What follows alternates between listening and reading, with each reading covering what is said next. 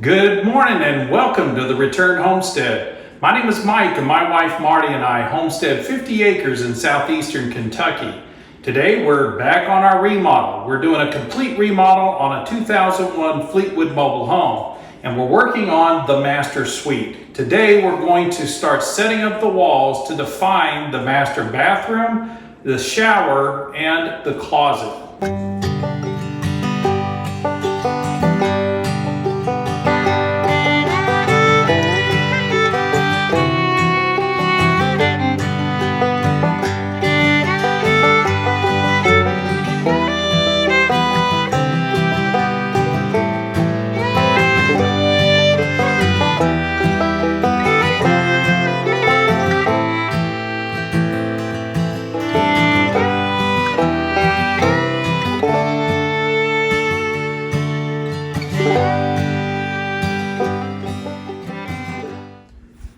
On the last video, you saw that we relocated the shower and the closet. We were originally going to build this corner out for the shower, but that would require us moving all of the plumbing. None of the plumbing would be useful in the locations it's in now. By putting the closet over here, we can simply cap all this plumbing off below the level of the subfloor and then plug the holes and ignore it. And we moved the shower over where the closet was going to be because we can make use of the plumbing in the location where it is. So we can put in a 36-inch wide pan here. We will have to adjust the drain height and position slightly, but there's a large enough hole to work with there. And then we'll build a bench over on this side of the shower, and that will allow us to get some additional width in the shower without increasing the size of the shower pan. We've reached the point where the blue lines on the floor really aren't doing us a lot of good. They just helped us think through the process. Now it's time to start putting some walls up. And we encountered a problem almost immediately as I started to calculate stud placements. This is one of those times where a laser level really comes in handy. So I've placed the laser level so that we can get a straight line from a 60-inch mark on one side of the room to a 60-inch mark on the other side of the room. The reason this matters is the wall that has to go up on this side of the closet. That wall needs to move over slightly from where the tape is because the stud is located here. But when we measure out 60 inches from that stud, our line does not line up with the laser. So if we want to get a straight wall, I have to build this side wall for the closet to exactly the right length to match up with the main wall that stretches from both exterior walls of the home. So if we measure out from the exterior wall of the house, you can see we're right on 60 inches where I made that mark. But the laser tells us that the wall needs to be at 59.5 inches. This is one of the distinct advantages of using a laser. There are other ways to do this. We could pull out a taut line between the two walls with nails at 60 inches, and that would also show us the problem. We could mark out a straight line across the ceiling and use a plumb bob. That would have been very tedious and very difficult, but a plumb bob would have shown us that we're off as well. So we don't trust that back wall or that outer wall of the mobile home. And we're going to trust the laser. It's telling us where the straight line is. We're going to build this wall at 59.5 inches in length. With our top and bottom plates cut, it's time to mark where the studs are going to go. And this is exactly the same as we did on the last wall. We are going to have a stud at the ends of the walls. And then we're going 16-inch on center for other stud placement.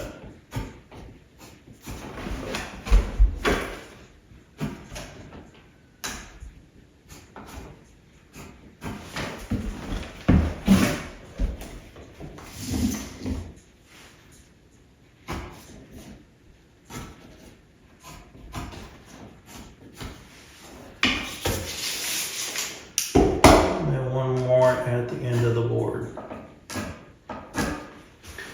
With our studs marked on the bottom and top plate, all we need to do now is get a measurement of exactly how tall this wall needs to be.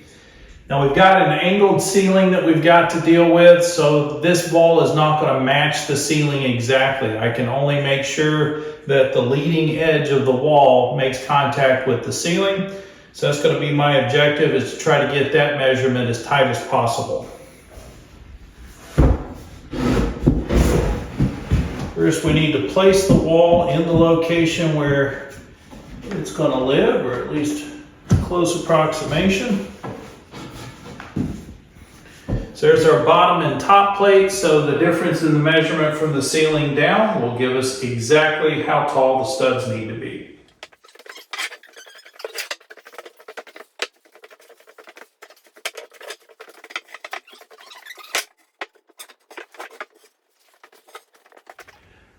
We measured the length of the stud as being 90 inches, and we used the laser level to help us find the exact point on the ceiling that would be the right measurement.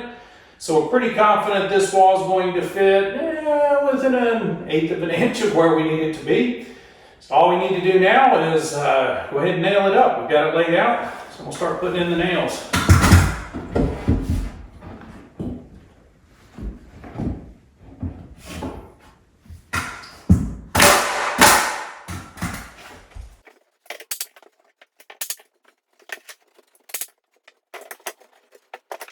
So we have an uneven floor here. It makes getting this last stud in place a little difficult. Rather than risk my hands, I'll use my foot to hold it in place. And always remember, that's a good bit of power coming from your nail gun. It will push the boards together. It'll even shift them in a direction if you need it to.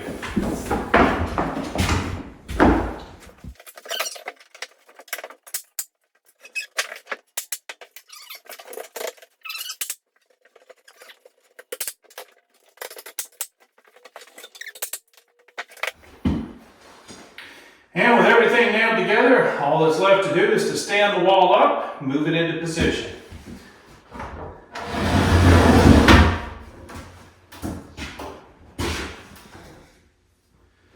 Always make sure if you're lifting a wall into an angled ceiling like this, that you have your top plate on the high part of the ceiling.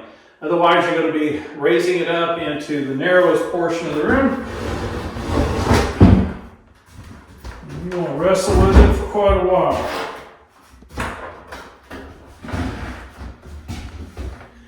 So we got the wall in place, we've got it in position, we've run all around it with a level, making sure everything is plumb.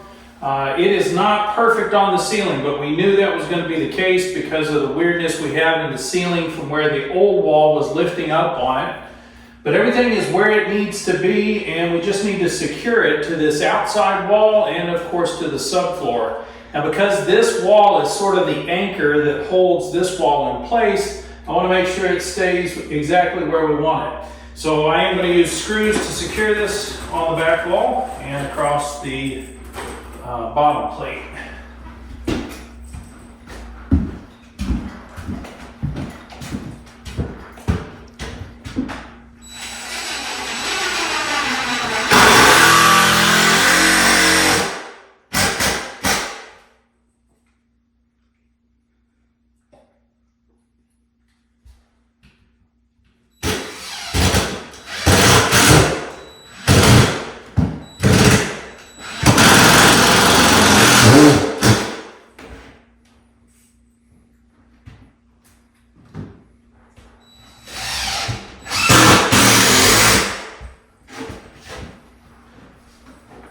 These are just cheap wood screws. If you want an easier time of driving these things, go ahead and spend the money on construction screws. They'll have the Torx head on them.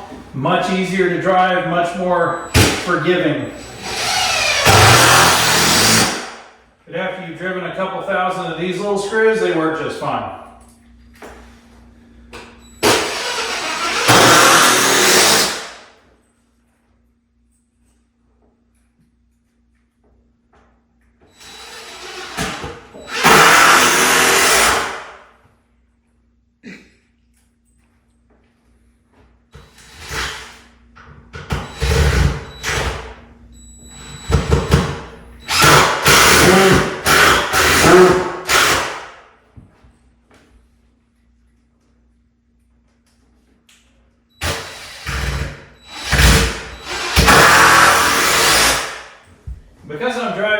directly into the subfloor. I don't know where the joists are underneath the subfloor, so I have no confidence of being able to hit the joists. But if I put these in at a little bit of an angle, they'll hold just fine in the OSB. And I'm alternating the angle on either side of the stud just to make sure everything stays secure. That wall is pretty well stable. Even without anything to secure to up top, once everything is screwed down, it stays pretty much in the same spot. And that's all we needed to do, is to stay right there while we put this other wall up in front of it. Okay. So we've measured out, cut all the studs, and laid out the wall that's going on the front part of the closet. It's a little different than the other wall because of the doorway opening and the need for some drywall backing. It's important when you're laying this out to think about which side of the wall is needing the drywall backing. We need the drywall backing on the inside of the closet. That makes this the top of the wall because this board provides that backing. It's called a California corner. It allows you to provide this backing, also providing a lot more stability for this corner of the wall. The doorway needs to be built 2 inches wider than the door that you're going to be installing. We're putting a 30-inch door here, so we need a 32-inch gap in between the 2 jack studs. The way a door is typically framed out is there's a king stud that goes from the bottom plate to the top plate, and then a jack stud that goes from the bottom plate to the header. Now that we aren't able to get in a double header, which is normally the way I would like to build it, because there's just not enough room from the floor to the top of the wall to squeeze in 2 headers and allow us the 82 inches that we need for the door. But with a single header in here and the top plate right up against it, that does provide the same support as a double header. So we should be fine with this construction.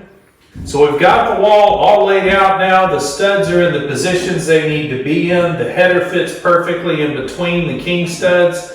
All that's left to do is to throw some nails into this, get it all stuck together, and then we can stand it up and put it in place in the closet.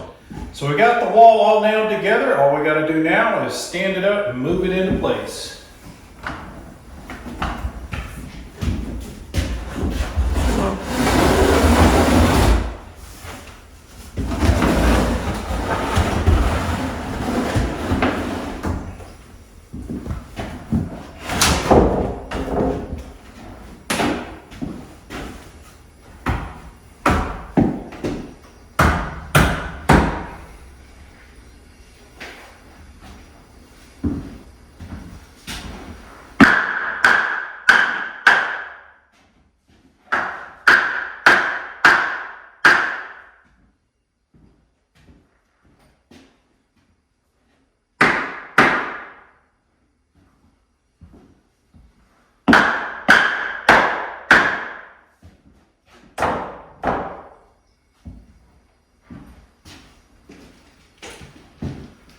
So you may be wondering why these walls overlap so strangely. I was going to try to build the entire wall from one side of the room to the other. It's just too much to try to lift that over the top of this plumbing.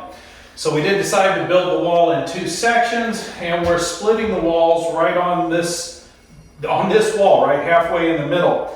That's going to allow us to not only tie this wall off to both of these front walls, but also allow us to tie these 2 walls together with nails so we can make a nice firm structure that will help pull the tops of the building together. So that's it. All that's left to do is just throw some nails in around the side, and this wall is in. The doorway is ready for a door to be installed. Good to go. Marty and I are still debating about what to do with this triangular gap at the top of the wall. We may just leave it this way, wrap the drywall around it, and leave a ledge up here. We could install some stained glass at some point in the future.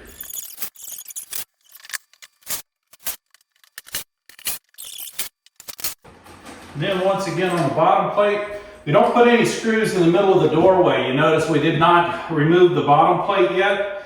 So I'll come back later and cut the bottom plate off in the doorway. That will allow us to install the door, but having the full bottom plate on here makes sure that both sides of the door are parallel. So we've got the last wall we're building today laid out. We do still need to sister that top plate up there. So this is the bottom plate of the wall. This is kind of the interesting part. We've got the doorway for the bathroom. So once this is all secured, we'll be cutting this bottom plate away, and that'll leave the opening we need for the door. But we needed the king and jack stud for that. And then almost immediately we have another wall coming in from the shower. And these double studs help us to catch that wall. But they also helped us to do a sister here so that I could cover the 112 inches that I needed to cover for the length of the top and bottom plate. And then we threw in a California stud back there, and that will give us the drywall backing we need in that corner where the other wall is coming in. It'll all make a lot more sense once it's stood up and you can see it in its actual orientation. Everything else is pretty standard to the last wall. We've got the single header because that's all we have room for, so it's just the header and the top plate. Got our drywall backing in there. And that looks like more than 16 inches there, babe. What do you think?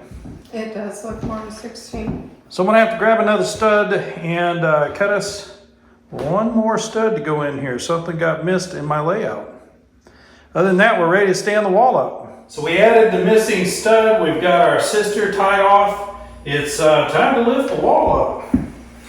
So hopefully I laid this out the best way to be able to get it past the light and the fan, and then slide it into place.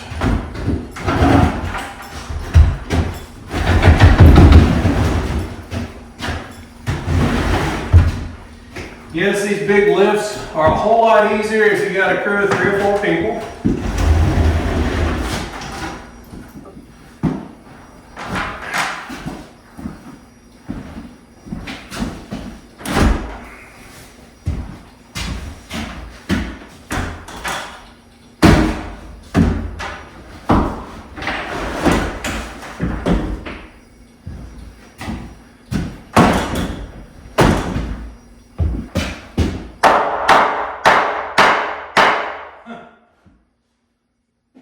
Oh, I see the problem.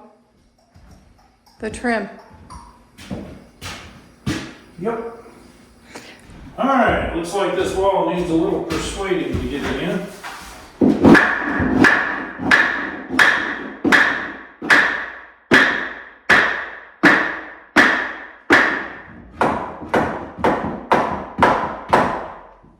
Well, this happens sometimes when you insist on building things super tight.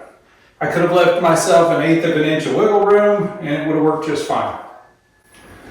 Let's see how we're going to get out of this one. Well, when you build things tight, eventually you come across a situation where you can't just pound it into place. And because we're on the stud on the outside wall, it won't move, and I am 1/16 of an inch shy of getting this wall into place. The lesson from that is don't expect all of the surfaces that you're working with to be smooth, level, and without bumps and catches. The wall is not perfectly plumb. The floor is not perfectly level.